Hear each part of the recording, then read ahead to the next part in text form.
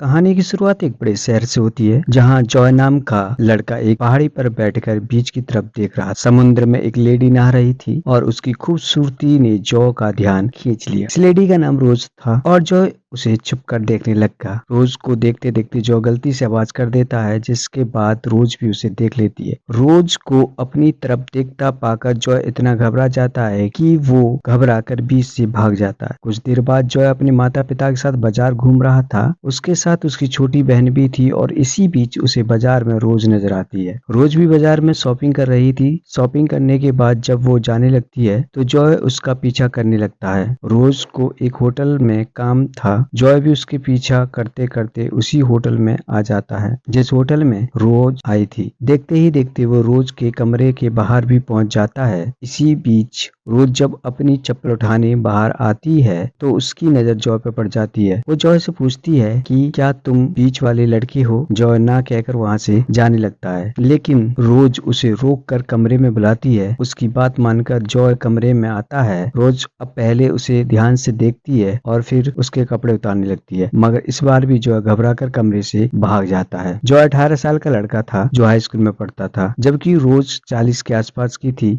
और वह डाक विभाग में काम करती थी। हमारी आज की कहानी इन दोनों पर आधारित है और देखेंगे जॉय कब रोज की लेता है। अगले दिन जॉय अपने स्कूल में था और वह पढ़ाई में काफी तेज था। स्कूल के बाद वो होटल में फोन कर उसी कमरे के बारे में पूछता है जिसमें रोज रुकी थी। वह होटल वालों से झूठ बोलता है कि मैं रोज का रिश्तेदार हूँ ताकि उससे रोज का पता जान सके। दूसरी तरफ रोज भी अपने काम पर थी और वो लोगों को उसके खत दे रही थी। इसी बीच जॉय उसे दूर से देखने लगा। होटल वालों ने उसे रोज का पता बता दिया था और अब वो रोज का पीछा करने लगा था। रोज को देखने के बाद वो सीधा अपने घर आता है। जॉय की माँ का नाम मरियम था और वह अपने दोनों बच्चों से बेहद प्यार करती थी। दूसरी तरफ रोज भी खत देकर अपने ऑफिस में आ चुकी थी। शाम को जब वह अपने घर जाने लगती है तो उसे अपनी साइकिल पर फूल मिलते हैं। रोज को ये फूल जॉय ने दिए थे और वह उन्हें अपने घर ले आई थी। अगली सुबह रोज फिर से काम करने लगती है और जॉय अपना स्कूल छोड़कर उसका पीछा करने लगता है। जॉय को अपना पीछा करते देख रोज पहले साइकिल से उतरती है और फिर जॉय के पास जाकर पूछती है कि तुम मेरा पीछा क्यों कर रहे हो? जॉय झूठ बोलता है कि मैं यहाँ से गुजर रहा था, लेकिन रोज उसका झूठ पकड़ लेती है। वो उसे अपने से दूर रहने को कहकर वहां से चली जाती है। रोज की इस बात से जॉय उदास हो जाता है। शाम होते होते जब रोज अपने घर आती है तो उसे घर के बाहर जॉय नजर आता है। हर हाल में उससे दोस्ती करना चाहता था, लेकिन रोज उसे बाहर ही रोककर कहती है कि मेरा एक लवर है और मैं उम्र में भी तुमसे बड़ी हूँ, इसलिए हमारी दोस्ती। इतना कहकर वो जॉय को चलता करती है और घर का दरवाजा बंद कर लेती है। रोज अभी दरवाजे के पास ही खड़ी थी कि तभी उसे जॉय के गिरने की आवाज सुनाई देती है। वो जल्दी जल्दी बाहर आकर उसे संभालती है। गिरने के कारण जॉय के एक हाथ में चोट लग गई थी, जिस कारण रोज उसे अपने घर में ले आती है। घर में आते ही वे उसकी मल्लम पट्टी करती है। जॉय उससे उसके लवर के बारे में पूछता है तो रोज उसे बताती है कि वह किसी काम से दूसरे शहर गया है और वह जल्दी ही वापस आ जाएगा। अब जॉय उससे पूछता है कि तुम होटल में क्या कर रही थी? इसके जवाब में रोज उसे बताती है कि इस घर में काम हो रहा था, इसलिए मैं एक दिन के लिए होटल में ठहरी थी। रोज की बात सुनकर जॉय कहता है कि मैं होटल में डर गया था, लेकिन आज ना मैं डरूंगा और ना ही भागूंगा। उसकी बात सुनकर रोज उसे अपने बेडरूम में ले आती है। वो भी काफी दिनों से प्यासी थी, इसलिए वह अपनी में डलवाना चाहती थी।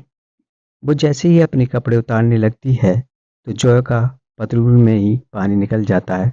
जॉय आज भी कुछ नहीं कर पाया, जिस कारण रोज उसे घर जाने के लिए बोलती है। जॉय जाते जाते उससे पूछता है कि क्या मैं दोबारा आ सकता हूँ? उसकी बात सुनकर रोज कुछ नहीं बोलती, जिस कारण जॉय वहां से चला जाता है। अगले दिन जॉय पहले स्कूल जाता है और फिर दारू खरीद कर सीधा रोज के घर पहुंच जाता है। रोज उससे उसके माता पिता के बारे में पूछती है। जॉय बताता है कि मेरे पापा एक अमीर कारोबारी हैं। मेरी माँ को फोटोग्राफी का शौक था। मेरे पापा ने मेरी माँ के लिए एक स्टूडियो भी तैयार करवाया था, लेकिन मेरी माँ फोटोग्राफी में सफल नहीं हो पाई, इसलिए आजकल उसका स्टूडियो बंद ही रहता है। बातें करने के बाद जॉय रोज से छेड़छाड़ शुरू कर देता है और उसके गर्म होते ही वह उसकी गुफा में उंगली डाल देता है। इस बार जॉय ने अपने हाथ से रोज का पानी निकाल दिया, जिस कारण वह काफी खुश हो गई थी।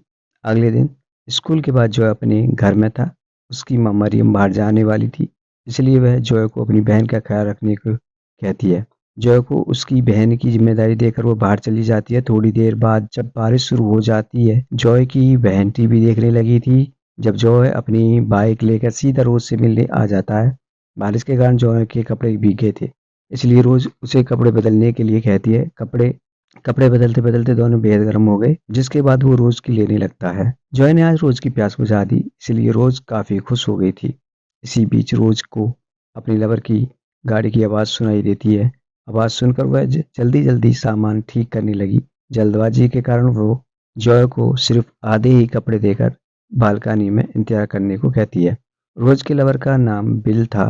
रोज को उम्मीद थी कि वह जल्दी ही चला जाएगा, लेकिन बारिश के कारण बिल जल्दी नहीं जाने वाला था। जॉय बाहर बारिश में भीग रहा था और उसे काफी ठंड भी लग रही थी। रोज मौका देखकर उसे एक चादर भी दे दी जाती है। जॉय को भी उम्मीद थी कि वह बिल जल्दी ही चला जाएगा, लेकिन बिल तो रोज की गुफा में धमाके करने लगा और दोनों की आवाजें सुनकर जॉय काफी दुखी होता है। कुछ देर बाद बिल पानी निकालकर सो गया तो रोज जॉय को बालकनी से निकालती है। इसके बाद जॉय सीधा अपने घर की तरफ बढ़ने लगता है। जॉय को रोज से प्यार हो गया था, इसलिए वो उसे दूसरे के साथ नहीं देख सकता था। इसलिए वो जब घर आया तो मरियम भी खूब डरती, क्योंकि वह अपनी बहन को अकेली छोड़कर चला गया था। जॉय के पिता का नाम नॉर्मन था और वह भी घर लौट आया था। मरियम चाहती थी कि नॉर्मन भी जॉय को डांटे, लेकिन वो उसकी बात नहीं मानता। अगले दिन रोज जॉय से मिलने उसके स्कूल आती है। वो जॉय की तबीयत के बारे में जानना चाहती थी, लेकिन जॉय उसे पदचलन कहकर वहां से जाने को कहता है। उसकी बात सुनकर रोज उससे कहती है कि मैंने तुम्हें पहले ही बिल के बारे में बता दिया था, लेकिन तुम ही मेरे पीछे पड़े रहे। इतना कहकर वो चली जाती है। रात को रोज जॉय की माँ की स्टूडियो में आती है। स्टूडियो काफी समय बंद था, इसलिए जॉय ने यही फोन कर रोज को वहां बुलाया था।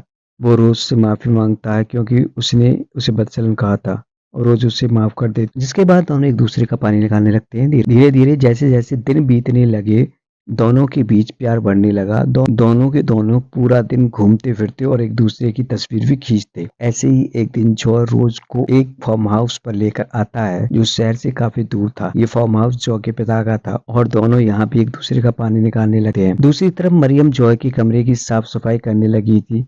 सफाई करते करते उसके हाथ जॉय का फोन लग जाता है। जो अपना फोन घर में भूल गया था और मरियम उसमें रोज की तस्वीरें देख लेती है। उधर रात को जब रोज अपने कमरे में आती है तो घर में उसे बिल मिलता है। बिल उससे पूछता है कि तुम कहाँ से आई हो। रोज उसकी बात को टालने की कोशिश करती है, जिससे बिल का शक गहरा हो जाता है। वो गुस्से में आकर कहता है कि मुझे पड़ोसियों ने सब बता दिया है कि तुम्हारे पास एक लड़का आता जाता है। रोज रोज अब भी कुछ नहीं बोलती, जिस कारण बिल बोतलों पर अपना गुस्सा उतारता है और बोतलों का एक टुकड़ा रोज को जख्मी कर देता है। रोज को जख्मी देखकर बिल का सारा गुस्सा शांत हो गया। वह जल्दी जल्दी उसे दवा देकर सोने को कहता है। सोने से पहले रोज मान जाती है कि मेरे पास एक लड़का आता था और मुझसे बहुत बड़ी गलती हो गई। बिल को उस पर गुस्सा तो बहुत आता है, लेकिन वह उसे माफ कर देता है। उधर मरियम जॉय से रोज के बारे में पूछ रही थी। जॉय उससे झूठ बोलता है कि वह मेरी दोस्त है। उसके बाद मरियम के पूछने पर वो उसे बता देता है कि जो रोज डाक विभाग में काम करती है। उसके बाद मरियम नॉर्मन को भी सब बता देती है कि हमारा बेटा एक बड़ी उम्र की लेडी से सब कुछ सीख रहा है और उससे उसका नशा हो गया है। अगले दिन मरियम रोज के ऑफिस में आती है। वो उसे जॉय से दूर रहने को कहती है, क्योंकि जॉय कुछ ही दिनों में जॉय के फाइनल एग्जाम शुरू होने वाले थे। मरियम चाहती थी कि जॉय पढ़ लिख कर बड़ा आदमी बने। उसे जॉय और रोज की दोस्ती भी पसंद नहीं थी। अगले दिन रोज जॉय से मिलने उसके स्कूल में आती है। वो उसे अपनी और बिल की शादी के बारे में बताने आई थी, ताकि जॉय उसे भूलकर अपनी एग्जाम की तैयारी करे। रोज की शादी होने वाली थी और यही सोच सोच कर जॉय का दिमाग खराब होने लगा था। कुछ दिनों बाद जॉय के एग्जाम शुरू हो गए, लेकिन जॉय अपने कमरे से गायब था।